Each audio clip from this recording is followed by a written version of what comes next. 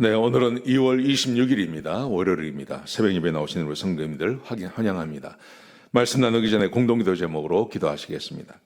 홍석화 집사의 암을 치료해 주십시오. 배우준 집사의 뇌졸중을 치료해 주십시오. 언어가 회복되고 오른쪽 팔다리에 힘이 생겨나도록 해 주십시오. 곽한나 집사를 치료해 주십시오. 권하자 집사가 다시 걷도록 해 주십시오. 이승학 성도의 뇌종양 치료가 잘 되게 해 주십시오. 권현민 형제를 치료해 주십시오. 김에브라임 형제가 신장 이식을 속히 받도록 해주십시오. 김시 집사가 걷도록 해주십시오. 김수진 집사가 재발하지 않고 치유되게 해주십시오. 박수경 선교사의 허리가 완치되게 해주십시오. 예수님의 이름으로 기도합니다. 아멘. 아멘. 오늘 본문의 말씀은 요엘서 2장 1절에서 17절까지 말씀입니다. 회개의 방법에 대해서 말씀을 드리겠습니다. 지난 토요일 날 우리가 새벽 예배를 함께 나눌 때 그때 고난을 당하거나 재앙이 왔을 때 회개하라고 말씀드렸습니다. 그 회개가 재앙을 피할 수 있는 유일한 길이라고 말씀드렸습니다. 오늘 본문의 말씀은 그럴 때 회개할 때 어떻게 회개해야 하는지 회개의 방법에 대해서 하나님 말씀을 함께 나누시겠습니다. 오늘 본문의 말씀에 보시면 2장 1절부터 보시면요. 하나님의 심판의 날이 왔음을 먼저 선포합니다. 자, 2장 1절 읽어드리겠습니다. 시온에서 나팔을 불며 나의 거룩한 산에서 경고의 소리를 질러 이 땅 주민들로 다 떨게 할지니 이는 여호와의 날이 이르게 됨이니라. 지금 이스라엘 백성들에게 메뚜기의 재앙이 왔습니다.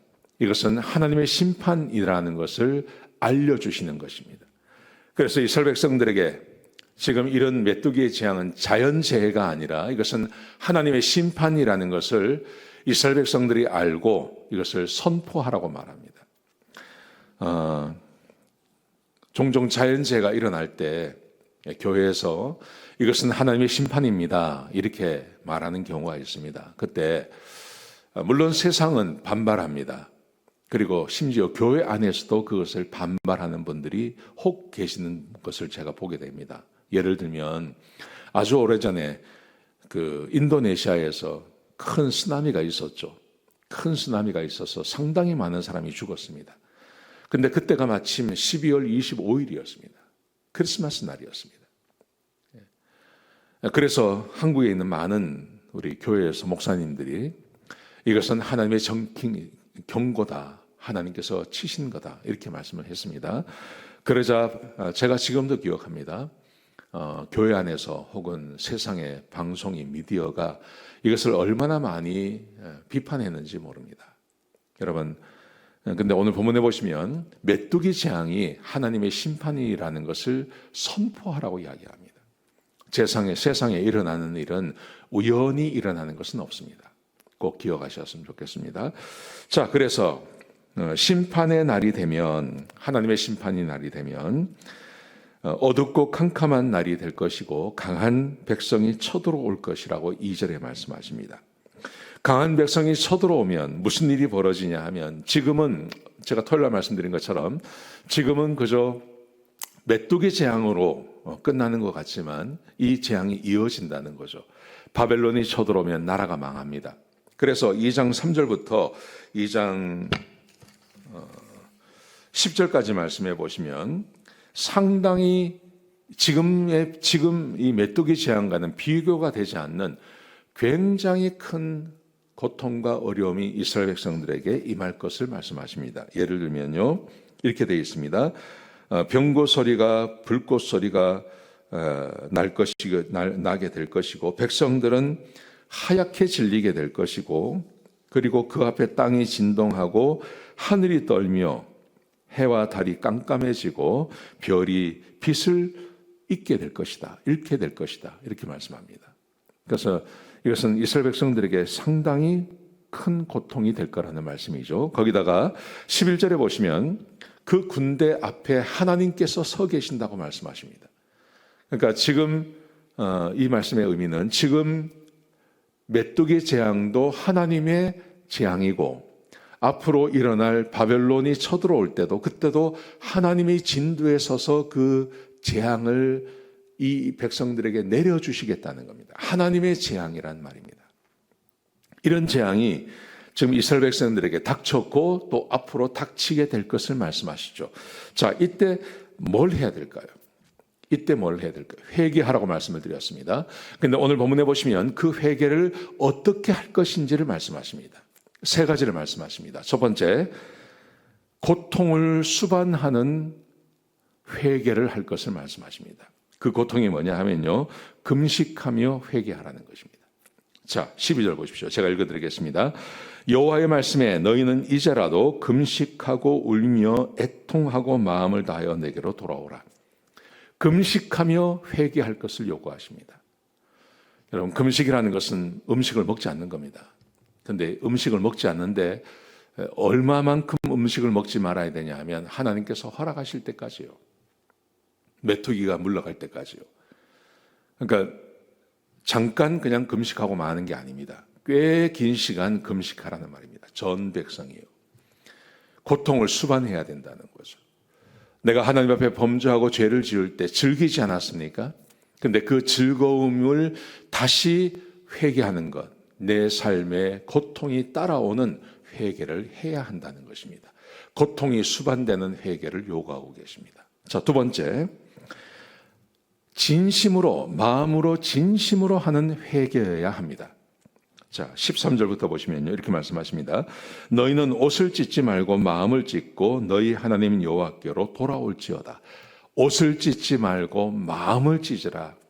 이스라엘 백성들은 하나님 앞에 회개할 때 머리를 풀고 옷을 찢고 죄를 날리고 하는 습성이 있었습니다. 그렇게 회개를 했습니다. 진심으로 한다는 말이죠. 그런데 이걸 오래 하다 보면 머리 풀고 죄를 날리고 옷을 찢는 것은요, 그냥 할 수 있는 겁니다. 이것은 밖으로 보이는 행동 아니겠습니까? 근데 이 밖으로 보이는 행동보다 더 중요한 것이 마음인데, 이 마음의 회개는 마음을 찢는 회개를 하라는 거죠. 그러니까 이것은 상당히 오랜 기간 동안 회개의 자리에 앉아 있어야 이 회개가 일어납니다. 회개를 해보시면 아시겠지만 처음에는 회개가 잘 일어나지 않습니다. 그저 지금 당하는 고통이 너무 무섭고 힘들어서 회개하는 겁니다.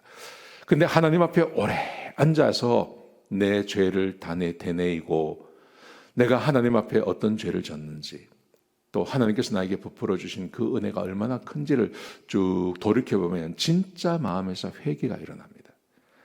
마음을 찢는 거죠. 마음을 찢으면 눈물이 나게 되어 있습니다. 마음을 찢으면 내가 싫어집니다. 그 죄를 지은 내가 싫어지는 경지까지 가야 한다는 거죠. 하나님께서 우리에게 마음으로 진심으로 하는 회개를 요구하고 계십니다. 자, 세 번째는요, 14절부터 17절까지 말씀인데 이 전체를 보면 백성 전체가 회개할 것을 요구하고 계십니다. 자, 보십시오.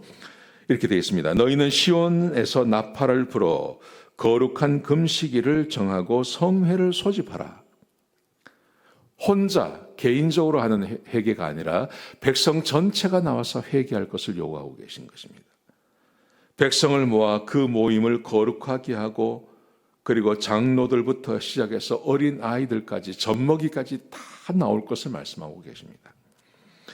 그리고 장로가 앞에 나가서 모든 백성을 대표해서 기도할 것을 요구하십니다. 우리를 불쌍히 여기시고 이 나라를 망하지 않게 해달라고 하나님 앞에 대표로 기도하라고 말씀하십니다. 여러분, 이것은 백성 전체가 하는 기도입니다. 백성 전체가 하는 회개를 요구하고 계시는 것입니다. 한두 사람이 대표로 할 수 있습니다. 나머지 백성들 다 쉬고 그냥 집에서 있고, 한두 사람이 나가서, 제사장이 나가서, 대제사장이 나가거나 선지자가 나가서 하나님께 회개할 것을 말하지 않습니다. 백성 전체가 나와서 회개할 것을 요구하고 있는 겁니다. 오늘 본문의 말씀을 우리의 삶에 한번 적용을 해보면 이렇게 할 수 있죠. 가정에 어떤 문제가 있습니다. 가정에 문제가 있으면 가정 전체가 해야 됩니다. 믿음이 있는 아버지나 엄마만 하는 게 아니라 아버지, 어머니, 부모님, 자녀까지 다 합쳐서 한 마음으로 하나님 앞에 회개해야, 그래야 이 하나님의 징계의 기간이 짧아지는 겁니다. 그리고 하나님께서 신속하게 응답하시는 것입니다. 오늘 본문이 우리에게 가르쳐주고 있는 교훈, 회개를 어떻게 할 것인가? 고통을 수반해야 됩니다. 마음으로 하셔야 됩니다. 진짜 회개하셔야 됩니다. 세 번째, 모든 구성원들이 다 회개해야 합니다. 그래야 하나님의 이 징계가 짧아지는 것입니다. 이 말씀 꼭 기억하셨으면 좋겠습니다. 기도하시겠습니다. 아버지 하나님, 귀한 말씀 주셔서 감사합니다. 하나님, 우리가 올바른 회개를 하게 하여 주옵소서. 회개의 방법을 가르쳐 주셨사오니 올바른 회개를 하는 우리 성도님들 에게 축복하여 주시옵소서. 감사합니다. 예수님의 귀하신 이름으로 간절히 기도드렸습니다. 아멘.